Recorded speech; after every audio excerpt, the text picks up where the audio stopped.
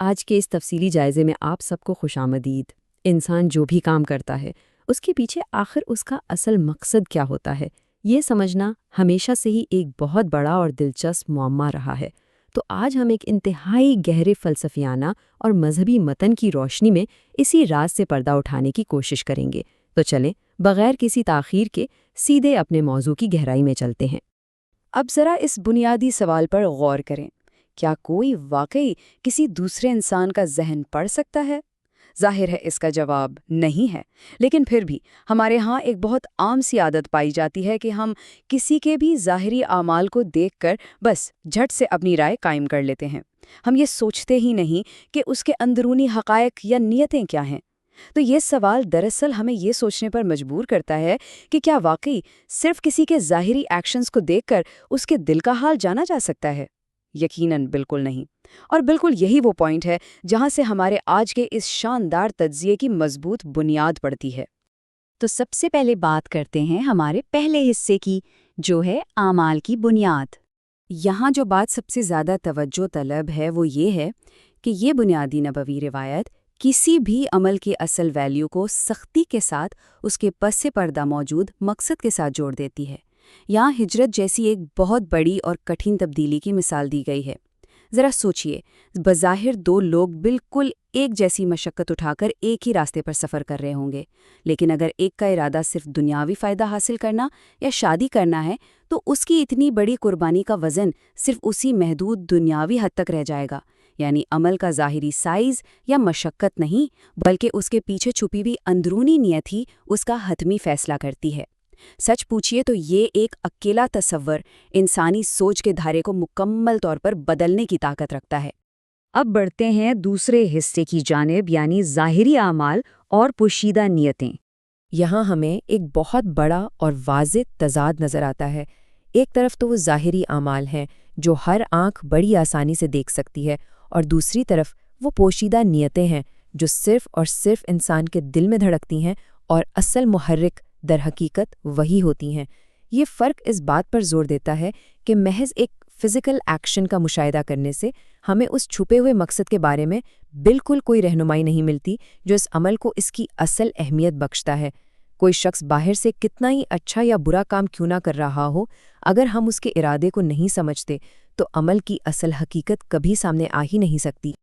اور اسی سے یہ اہم نقطہ نکلتا ہے کہ محض ظاہری شکل و صورت صحیح یا غلط کا تعین ہرگز نہیں کرتی۔ صرف اوپری مشاہدے کی بنیاد پر یہ گیس کرنا تقریباً ناممکن ہے کہ کوئی عمل ٹھیک ہے یا غلط۔ کیوں؟ کیونکہ ایک ہی عمل الگ الگ حالات اور نیتوں کی وجہ سے بالکل مختلف معنی رکھ سکتا ہے۔ مثال کے طور پر فرض کریں کوئی انسان بہت بڑا فلاحی کام کر رہا ہو، لیکن اندر سے اس کا مقصد صرف شہرت کمانا ہو۔ اب ظاہری عمل تو بہت شاندار لگ رہا ہے، لیکن اندرونی کہانی بالکل مختلف ہے۔ اسی لیے صرف آنکھوں دیکھے پر بھروسہ کر کے کسی پر حتمی حکم لگانا بنیادی طور پر ایک بہت ہی غیر محفوظ اور غیر منطقی طریقہ ہے۔ تو پھر سوال یہ پیدا ہوتا ہے کہ اگر ظاہری مشاہدہ کافی نہیں تو پھر سچائی تک کیسے پہنچا جائے؟ اس کا جواب بڑا سیدھا سا ہے۔ کسی کے بھی عمل کا درست اور غیر جانبدارانہ اندازہ تبھی لگایا جا سکتا ہے جب عمل کرنے والا بندہ خود بالکل واضح الفاظ میں اپنی نیت اور مقصد کو بیان کرے۔ جب تک وہ خود اپنا حال نہ بتائے، ہمارا ہر اندازہ، ہماری ہر رائے بس ایک کیاس رائی ہے، اور جیسا کہ ہم سب جانتے ہیں کیاس رائیاں کبھی بھی حقیقت کی جگہ نہیں لے سکتی۔ یہ چیز ہمیں لے جاتی ہے ہمارے تیسرے حصے کی طرف، سب سے بہتر جاننے والا۔ یہاں ایک انتہائی طاقتور اور سچ کہوں تو دل کو بہت سکون دینے والا تصور ابھرتا ہے۔ دلوں کا حقیقی علم صرف اللہ کے پاس ہے۔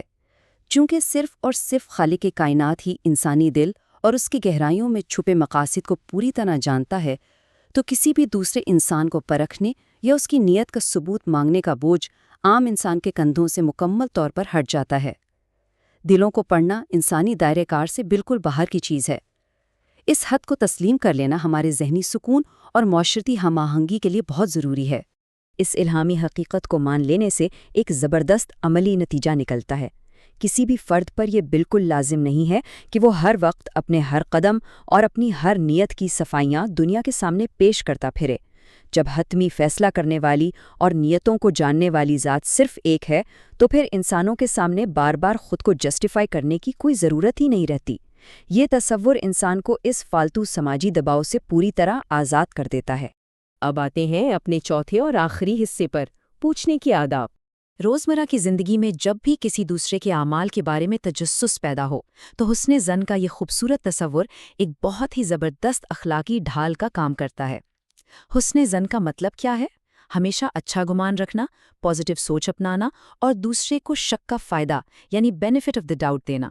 یہ بدگمانی اور منفی سوچ کے خلاف ایک مضبوط ترین رکاوٹ ہے۔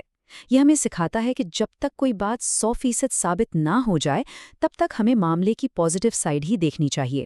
تو پھر کریں کیا؟ محض اندازوں پر چلنے کے بجائے ان 3 آسان قدموں کو فالو کریں۔ قدم 1، اگر جاننا ضروری ہی ہو جائے تو متعلقہ شخص سے براہ راست پوچھ لیں۔ قدم 2، گہرا احترام ملحوظ رکھیں، یعنی یہ پوچھ گچھ کسی تفتیش کی طرح نہیں ہونی چاہیے۔ اور قدم 3، اسی حسن ظن سے کام لیں۔ یہ سادہ سا 3 قدمی طریقہ اس بات کو یقینی بناتا ہے کہ آپس کا احترام بھی خراب نہ ہو اور جو بھی کنفیوژن ہے وہ بھی دور ہو جائے۔ ان تمام باتوں کا جو فائنل ٹیک اوے ہے وہ بالکل واضح ہے۔ محض ظاہری مشاہدے یا اپنے ذاتی شکوک و شبہات کی بنیاد پر دوسروں کے بارے میں حتمی فیصلے کرنے سے سختی سے گریز کریں۔ یہ نہ صرف اخلاقی طور پر انتہائی غلط بات ہے بلکہ لاجیکلی بھی بے بنیاد ہے، کیونکہ جیسا کہ ہم نے شروع میں ڈسکس کیا، ظاہری عمل کبھی بھی پوری کہانی بیان نہیں کرتا۔ آدھی تصویر دیکھ کر پوری کہانی کا اندازہ لگانا کبھی بھی سمجھداری نہیں ہوتی۔ تو آخر میں یہ ایک بہت ہی اہم سوال ہے جو ہم سب کو خود سے پوچھنا چاہیے۔ اگر کوئی دوسرا انسان واقعی ہمارے دل کا حال جان ہی نہیں سکتا تو ہم دوسروں کے بارے میں اتنی جلدی فیصلہ کیوں کر لیتے ہیں؟ ذرا سوچئے، اگر ہم جلد بازی میں ججمنٹ پاس کرنے کے بجائے باہمی احترام اور ہمدردی کو اپنی عادت بنا لیں تو ہمارے یہ معاشرتی روابط کس قدر گہرے اور پرسکون ہو سکتے ہیں؟ یہ وہ سوال ہے جو آج میں یہاں چھوڑے جا رہا ہوں تاکہ اس پر مزید غور کیا جا سکے۔ آج کے لیے بس اتنا ہی، اپنا بہت خیال رکھیے گا۔